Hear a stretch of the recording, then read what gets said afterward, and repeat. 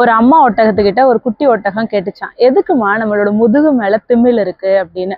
அதுக்கு அந்த அம்மா ஒட்டகம் சொல்லிச்சான், பாலைவனத்துல நமக்கு சீக்கிரத்துல தண்ணி கிடைக்காது, அந்த தண்ணியெல்லாம் சேகரித்து வச்சுக்கிறதுக்காக தான் நமக்கோட முதுகுல திமில் இருக்கு அப்படின்னு சொல்லிச்சான். சரி, எதுக்கு நீண்ட கால்கள் இருக்கு அப்படின்னு கேட்டுச்சான். பாலைவனத்துல ரொம்ப தூரம் நடக்கணும்ல, அதனாலதான் நீண்ட கால்கள் இருக்கு அப்படின்னு சொல்லிச்சான். கண்கள் இமையெல்லாம் ஏன் ரொம்ப பெருசா இருக்கு அப்படின்னு அந்த குட்டி ஒட்டகம் கேட்டுச்சான். அதுக்கு அந்த அம்மா ஒட்டகம் சொல்லிச்சான், மணல் புயல் அடிக்கும் பொழுது நம்ம கண்களுக்கு பாதுகாப்புறதுக்காக தான் அந்த பெரிய இமைகள் இருக்கு அப்படின்னு சொல்லிச்சான். கடவுள் நம்மளோட கண்ணை பாதுகாத்துக்கிறதுக்காகவும் பாலைவனத்துல நீரை சேகரிச்சுக்கிறதுக்காகவும் நடக்கிறதுக்காகவும் இவ்வளோ வசதி கொடுத்து நம்ம ஏன் மிருக காட்சி நிலையத்துல இருக்கிறோம் அப்படின்னு அந்த குட்டி ஒட்டகம் கேட்டுச்சான். அந்த அம்மா ஒட்டகத்துக்கு என்ன பேசுறதுன்னே தெரியலையாம்.